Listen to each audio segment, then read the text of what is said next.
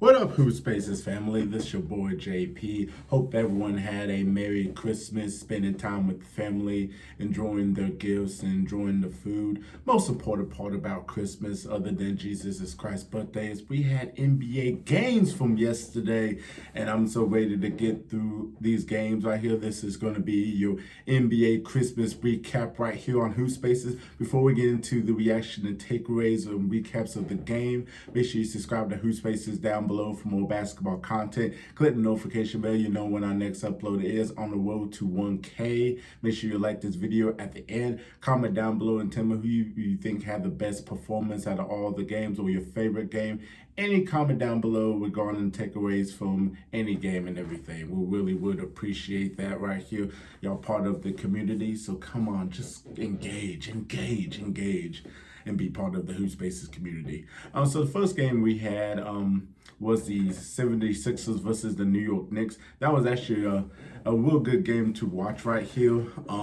76ers picked up a victory 119 to 112. The Knicks were really aggressive and physical early in the game and everything. Brunson was hitting the shots. He had a really good game. Julius Randle was, he had himself a half. He had like 20 something in the first half. And, you know, Jalen Brunson was facilitating and everything. The Knicks were playing really good basketball. Mitchell Robinson getting the rebounds, kept getting in a little foul trouble. Like the Knicks bigs was giving Embiid a lot of problems and everything in the first half. He was turning the ball over. He was just having like a quiet first half. Then like the third quarter, things just kind of just started turning around for the 76ers. Mitchell Robinson got, you know, in foul trouble, and then Embiid really kind of took over and started scoring the basketball and got real physical, started waking up and everything. James Harden was doing his thing right here. James Harden with 29 points and 13 assists and 4 steals. What really, you know, sealed the game and everything was George Neon coming off the bench, scoring like 4 3-pointers in the fourth quarter, just kind of sealing the game for the 76ers to pick up the victory and everything. Embiid with 35 points and 8 rebounds. D'Anthony Melton had himself a really good, you know, game, you know, shooting the 3-ball really well. He had 15 points. But yeah, George Niang really sealed the game. And then the Knicks, like, yeah, Julius Randle had himself a really good half and everything, but they started kind of going towards Julius Randle playing iso ball and everything. He just kind of just struggled and everything. Brunson had himself a game, you know, throughout and everything. But yeah, they were just not hitting their shots. RJ Barrett was just turning the ball over, wasn't hitting his shots, you know, especially in that fourth quarter. That was just a terrible fourth quarter just to watch. They only scored 16 points, so fortunately for the Knicks and everything. But Brunson with 23 points, 11 assists. Julius Randle with 35 points. RJ Barrett with 17 points. Quentin Grimes with 10 points. Kept getting himself in foul trouble too as well, unfortunately, though. But yeah, the 76ers pick up the victory 119 to 112. That was a good first game to watch. Then we had the Lakers versus the Mavericks. LeBron James, Luka Doncic, no AD. So this was going to be another game to watch right here. The Mavericks pick up the victory 124 to 115. Luka Doncic with 32 points. Christian Wood with 30 points, 8 rebounds. Tim Hardaway Jr. with 26. Now, what the Mavericks did, they put some damage, especially in that third quarter. 51 points to 21 points. They were hitting on all cylinders. What was the Lakers defense at? Like, it's just, what was the Lakers defense? I gotta give props to LeBron James, man. He had himself a real good game and everything. Like, you know, that was the only Laker I could watch right there, other than the other ones, you know. But he had 38 points. He was putting on a show. And then when he's like not playing, the Mavericks just started going on a more of a run and everything. So, but yeah, 38.6 rebounds, 5 assists for LeBron James. Westbrook with 17. Austin Reeves with 16. Luka thought he got fouled out and everything, but he didn't really get fouled out, you know, due to that, you know, Austin Reeves foul and all that. They reversed the call and Luka hit his 2 free throws and everything. But yeah, 51 points to 21 points for the Mavericks. That was like the huge in the game and everything. Reggie Bullock had himself 14 points too as well. So yeah, the Mavericks shot really well from field goal and 3-point shooting too as well. So yeah, Man, Lakers need AD, so they need AD, man. So we'll just have to wait and see, man. See the status of AD. You know, we don't really know when he's going to be back and all that. His injury is kind of really bad and bad timing too as well, unfortunately. So now the next game we have, this is probably the game that everybody was looking forward to. Especially, you know, what they did in the Eastern Conference series right there is the Bucks versus the Boston Celtics, like two teams that had a real good series and everything. You know, this was without Middleton in that Eastern Conference semifinals and everything, and Boston winning the series in 7 games and all that. Tatum with a really good game 6, Grant Williams with a good game 7. Giannis was basically just tearing the Celtics apart in that series. So these are the two of the best teams in the NBA, two of the best teams in the Eastern Conference going at it right here. And you know, I thought it could be like a close game, but you know, without Middleton, the Bucks offense is like stagnant. They relying on Giannis and everything because they can really focus on Giannis, you know, since Middleton's not there and all that. So it's like, who's going to pick up the pieces? Is it going to be Holiday? Is it going to be Bobby Portis? Is it going to be Grayson Allen? Is it going to be whoever? Like, who's going to take up in the ranks, you know, as the second leading scorer and all that, you know? So, but unfortunately, fortunately for the Celtics, that was a statement game from the Celtics, especially with Tatum and Brown. Tatum with 41.7 rebounds, 3 steals. That third quarter, he scored 20 points alone in that third quarter. He took over that third quarter. Tatum was hot. He just could not be stopped. Hitting mid-range shots, going in with these crafty, good layups. He had a dunk on Giannis. That dunk, if you haven't seen that dunk, please go check it out. That was just a vicious dunk. Like, ooh, like, man, you just wanted to do this. So, I mean, it was just a nasty dunk. Jaylen Brown had himself a really good game too. Both Jays shot really efficient. It was just amazing to watch right there.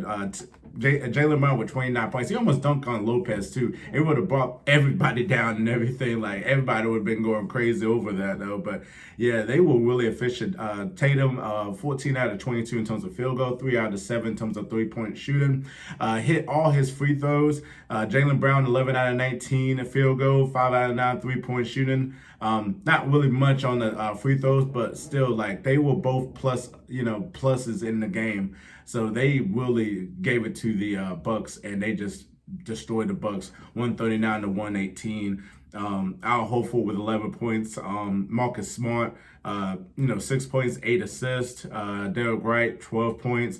Grant Williams with 11 points. Malcolm Brogdon with 9 points. Time Lord, man, that defense, this is what we miss Time Lord for with his defense and all that, and his rebounding as well. So, yeah, and what was very surprising is when you look at the points in the paint, the Boston Celtics really destroyed the Bucks in the paint, and that's crazy because you think the Bucks would destroy the Celtics in points in the paint, but no, it's actually Boston. And the 3-point shooting, it looked like the 3-point shoot was just on for the Celtics, man. Like, they shot 48.7%. Looked like what they were doing the first 20 games of the season. Shot 58.8%, 80% in terms of field goal. In terms of free throws, my apologies. Only 11 turnovers, so that's better than like 15, 16, 17 turnovers though. But yeah, the Bucks offense just looked very stagnant though. Giannis had a quiet like 27 points, even though he was kind of limited because of the hand injury and everything. But 9 out of 22, the Celtics did a really good job of trying to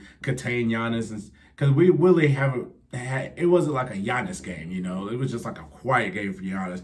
Drew Holiday with 23 points, Pat Connaughton with 15 points, Brook Lopez with 16 points, Ingles off the bench with 11 points, so it's good to see Joe Ingles, being able to, play basketball and everything with that, unfortunate injury. But the Celtics really proved themselves that they're the best team in the East, and that the East would have to go through the Celtics. So we're going to see these teams again. And, it's kind of unfair because Middleton didn't play, unfortunately. So if Middleton's healthy, it might be a different game. It might be, we don't really know. We just got to just watch out the next game when we got to see Middleton play, so that the Bucks be a full roster, because Middleton provide really good offense and also is like the closer too as well. So the offense look a lot better with Middleton in the lineup for the Bucks. So the next game we have was the Grizzlies versus the Warriors. John Morant said that he ain't really worried about anyone in the West, that the West is going to go through Memphis in his own eyes. That wasn't the case against, say, Golden State Warriors without Steph Curry and Andrew Wiggins. 123 to 109. I mean, what was going on with y'all, Memphis? John Morant, I mean, congratulations on your signature shoe, by the way. You know, South Carolina guys got to represent and everything. I'm very happy with his signature shoe. Seeing the commercial, it was beautiful. Yeah, just stay humble. Just play. You don't need to talk all this and all that, because basically you put a target on your back for all the Western Conference teams to go to Memphis and prove their point that there's still teams you got to worry about now. So you don't need to say that, man. I know you're confident, but just don't. Shh. So, but yeah, Golden State really put a whooping on the Memphis Grizzlies. Jordan Poole with 32 points, and he had 2 technical fouls. He was out of the game, but he had 32. He was killing. He had like 20 in the first half. Klay Thompson didn't really have a great first half. He had like 7 points, but he ended up with 24 points. He played a lot better in the second half. He was actually rebounding the ball too as well. He had 9 rebounds. He had some offensive rebounds too. So shout out to Klay Thompson. Dante DiVincenzo, man, from the start, man, he was hitting them threes, man. He had 19 points. He had himself a really good game. Ty Jerome had 10 points in one quarter with 14 points. Anthony Lamb, 11 points. Moses Moody with 10 points. So yeah, and then, you know, Draymond facilitating, playing defense. He had a double-double, 13 rebounds, 13 assists. So yeah, he was everywhere on the floor except for scoring, but like he'll make it when it counts. He had one 3-point shot though, but hey, Draymond is known for other things. So, but yeah, they shot really efficient in terms of field goal, 47.3%, 40.9 3-point shooting. And then the Grizzlies, you know, John Morant had himself a good game right here. He had like 32 points. Dylan Brooks kept getting himself in foul trouble, and also Jaren Jackson Jr., they kept getting themselves in foul trouble, unfortunately. So, you know, they can't really, you know, play a lot in the game and all. Dylan with 13 points, he was missing like shots. Jaren Jackson Jr. with 11 points, like I say, he was just in foul trouble most of the time. Desmond Bane with only 9 points. Steven Adams, 14 rebounds. One of the best, you know, offensive rebounders in the NBA. Tyus Jones with 13 points. Yeah, the big story with the Grizzlies, the 3-point shooter wasn't that great. 9 out of 39. They were 20-some%, and they were relying on that 3. But, you know, they had points in the paint and then, you know, the rebounds. But, yeah, it was just, you know, they couldn't hold up. And Golden State plays a lot better at home than they do away, unfortunately. So, and, you know, 40 points for the Golden State Warriors in the third quarter. So that just tells you right there, man. That just tells you right there the game right there with Golden State and the Grizzlies. So, and then the last game we had was the Suns versus the Nuggets. That was actually a really good game. Jokic with a triple-double, 41 points, 15 rebounds, 15 assists, in a win. With the Denver Nuggets 128 to 125. Devin Booker played, you know, after missing games with groin soreness. Only had 2 points, but like he left and go to the locker room the first 4 minutes, and he didn't return because of the left groin injury. So it was still bothering him, so he was out for the game. But it was a really good game. Landry Shamet really shined with 31 points and 6 assists, was hitting 3-point shots and everything. We don't really talk about, when we talk about Denver, we don't really talk about the second best player on the Denver Nuggets, you know, that stayed consistent this season. And it's not Jamal Murray. It's not Michael Porter Jr., who just came back. It's actually Aaron Gordon. Aaron Gordon is the second best player on the Nuggets this season. I mean, this dude was balling yesterday. 28 points, 13 rebounds. Boy, he had a couple of dunks, man, and especially that nasty dunk on Shamet that was... everyone thought it was an offensive foul, but it was returned back, and it would actually count. And he dunked on him when it counted in overtime to get the Nuggets ahead and get themselves that lead. And the game was over right there. Everybody was going crazy. One of the best, like Tatum over Giannis was great. This one really sealed the game for the Nuggets. The crowd just erupted right there with that dunk, though. But yeah, he was very good. You know, 11 out of 18 field goal. 5 out of 9 in terms of free throw. Like he had himself, he was a plus 18. Jamal Murray, 26 points. He had really good threes that were crucial, and a dunk in the fourth quarter that really helped, the Nuggets to, tie with the Suns and OT and everything. Nuggets had a really comfortable lead early on, and then Shamet scoring, I forgot 10 plus points in the second quarter to get the Suns to get back in the game, and then they really built a comfortable lead too. So like the Nuggets were really fighting back, and they really came out in the fourth quarter, in the third and fourth quarter, scoring 62 points to really rally back and everything in the game. So, but yeah, Phoenix scored 33 points in the second quarter. DeAndre Ayton with 22 points and 16 rebounds. Chris Paul with another double-double with 17 points and 16 assists. Damian Lee with 18 points. Miles Bridges with 13. Torrey Craig with 13. So yeah, that was and Caldwell Pope with 50 points. So yeah, the Denver Nuggets, man, probably the best team in the Western Conference right now. I believe they're number one in the Western Conference. I believe so. Jokic is just playing at an MVP level, man. He's going to be in the MVP conversation. So is Luka. So is Tatum. That MVP race is going to be really good this year. I can't wait to see who's going to win and see who's going to stay consistent and everything. So, but yeah, those were your games on Christmas. Really good games to watch, except for some blowouts though. But it was a good Christmas. It was good to see, a lot of basketball games yesterday and everything. Definitely comment down below, tell me who had the best performance in your eyes, or best team performance. Was team performance, was player that played yesterday. Any other takeaways from the games and everything, please definitely comment down below. Subscribe to HoopSpaces for more basketball content. Click the notification bell. You know when our next upload is. If you definitely like my analysis and my content, please check out my YouTube channel. It's just JP with more basketball reactions and everything. I just put out a reaction video regarding Christmas Day plays in the NBA. It was more modern.